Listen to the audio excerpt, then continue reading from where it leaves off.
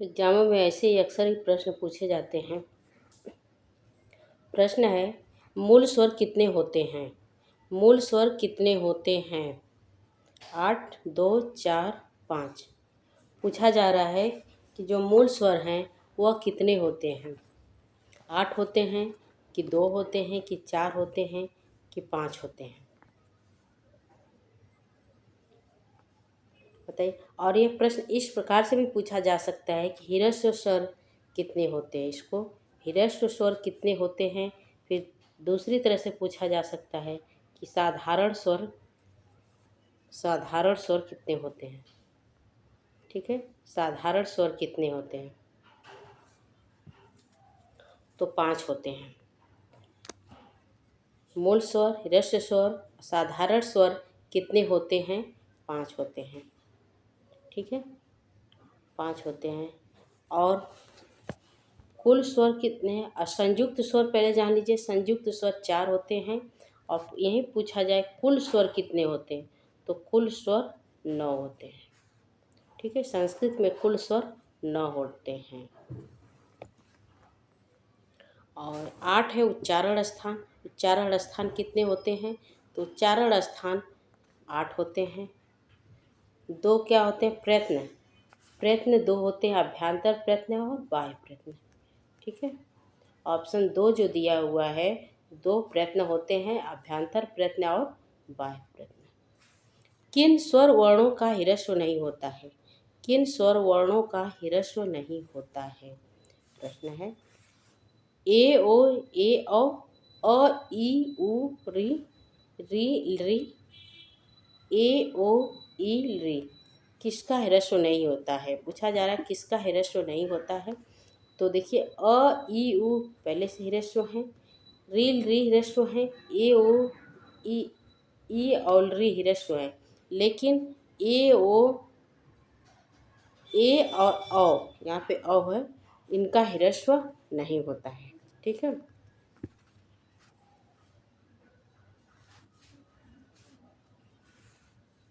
अगले चलते हैं।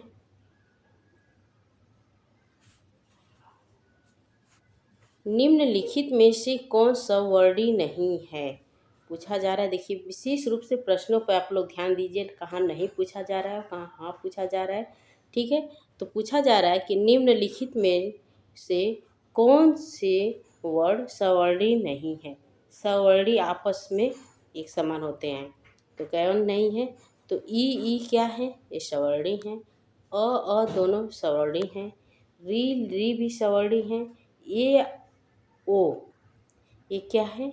ए और ओ, ए ओ सवर्णी नहीं है। ऑप्शन नंबर इसमें डी राइट होगा। इनका उच्चारण स्थान अलग अलग है, इसलिए ये दोनों सवर्णी नहीं है। चलिए, ए ओ सवर्णी नहीं है। अगले प्रश्न चलते हैं। अगला प्रश्न पूछा जा रहा है, त्रिमात्रस्तु प्लितो गेयो। त्रिमात्रस्तु, 3 मात्रा जिसमें होती है उसको त्रिमात्रस्थ प्लुत, 3 मात्रा होती है। प्लुत में कितनी मात्रा होती है? 3 मात्रा होती है। और च अर्धमात्रिकम रिक्त स्थान की पूर्ति करें। करें, त्रिमात्रस्तु प्लुतो गेयो डैश च अर्धमात्रिकम रिक्त स्थान की पूर्ति करें। ह्रस्व, दीर्घ, प्लुतो, व्यंजनम। क्या होगा? ह्रस्व, दीर्घ, प्लुतो, व्यंजनम।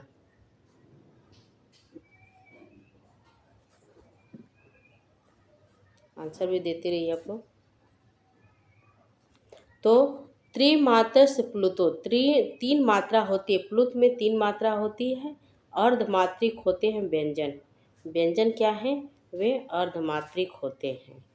ठीक है, व्यंजन, व्यंजन जो है वह अर्धमात्रिक होते हैं। ठीक है,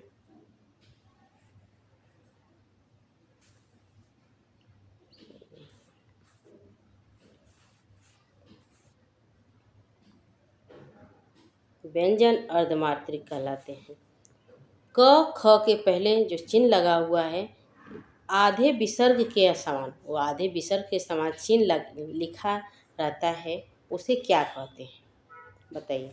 जो क और ख के पहले आधे विसर्ग के समान चिन्ह लिखा रहता है उसे क्या कहते हैं। उपध्यमानीय कहा जाता है कि अनुस्वार कहा जाता है कि विसर्ग कहा जाता है कि जीवामूलीय कहा जाता है बताइए।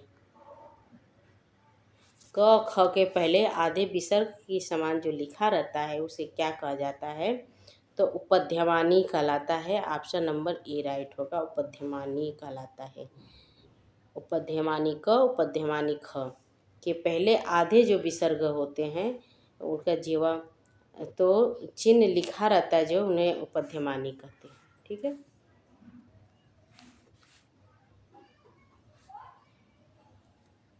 महेश्वर सूत्रों के अंतर्गत कितने सूत्रों में व्यंजनों की गणना हुई है। महेश्वर सूत्रों के अंतर्गत व्यंजनों की गणना पूछा जा रहा है, कितने के अंतर व्यंजनों की गणना हुई है और कितने के अंतर स्वरों की गणना हुई है। तो व्यंजनों की जो गणना है वह 10 सूत्रों के अंतर्गत हुई है। ठीक है। और स्वरों की यहीं पे पूछा जाए, स्वरों की गणना कितने, तो 4। तो और कुल महेश्वर सूत्रों की संख्या कितनी है, तो 14।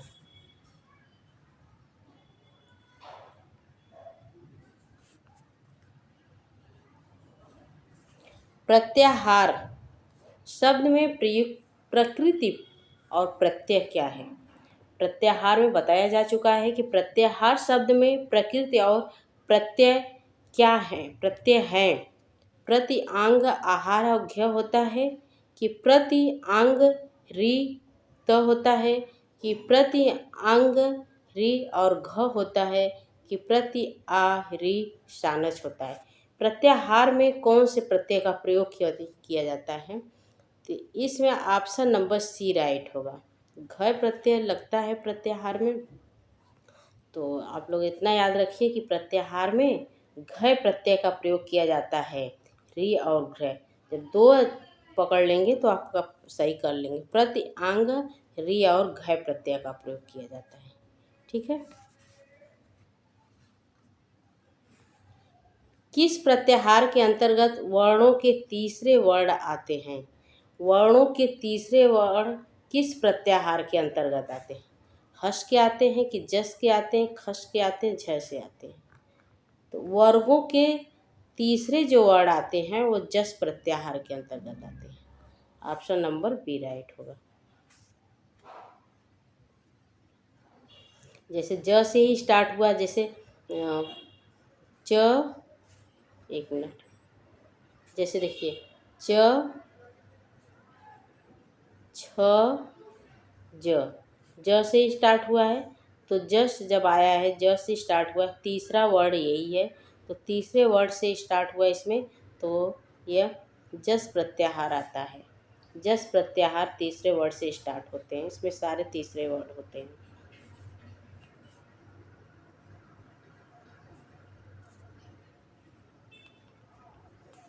गुण संज्ञक वर्ण किस प्रत्याहार में गिनाए गए हैं। गुण संज्ञक वर्ण एच प्रत्याहार, एंग प्रत्याहार, कि एंग प्रत्याहार, कि एच प्रत्याहार। गुण संज्ञक वर्ण किस प्रत्याहार के अंतर्गत गिनाए गए हैं बताइए। तो एंग प्रत्याहार के अंतर्गत गुण संज्ञक वर्ण गिनाए गए हैं। ठीक है। ए ओ अंग ये होते हैं।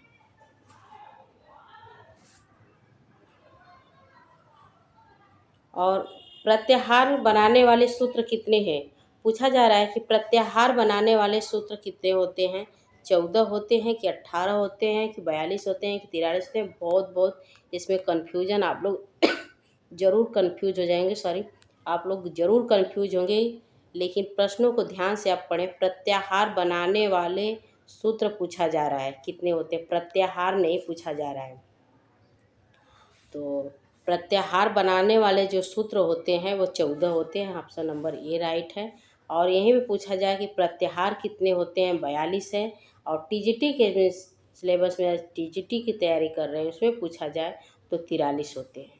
बाबूराम सक्सेना में की बुक में 43 होते हैं। ठीक है, बाबूराम सक्सेना के द्वारा प्रत्याहार जो है 43 होते हैं। और प्रत्याहारों की कुल संख्या पूछी जाए तो 42 है। यूपी टेट का एग्जाम देने जा रहे हैं तो 42 है। और प्रत्याहार बनाने वाले सूत्र पूछा जाए तो 14 होते हैं। अगला प्रश्न हमारा है, वकार का उच्चारण स्थान है। वकार का उच्चारण स्थान है, क्या होता है? वकार का उच्चारण स्थान मोस्ट इम्पॉर्टेंट प्रश्न है, पूछा ही जाता है कि वकार का उच्चारण स्थान क्या होता है। कंठोष्ठम होता है कि दंतोष्ठ होता है कि कंठ तालु होता है कि उपयुक्त सभी होता है, बताइए। तो वकार दंतोष्ठ होता है। ऑप्शन नंबर बी राइट है इसमें। खर प्रत्याहार का बाह्य प्रयत्न होगा, पूछा जा रहा है कि खर प्रत्याहार का बाह्य प्रयत्न होगा। श्वास विवार और संवार होगा कि श्वास विवार और अल्प प्राण होगा कि श्वास नाद और घोष होगा कि विवार श्वास और अघोष होगा। तो खर विवार है श्वास अघोष, खर विवार है श्वास अघोष। तो ऑप्शन नंबर इसमें डी राइट होगा।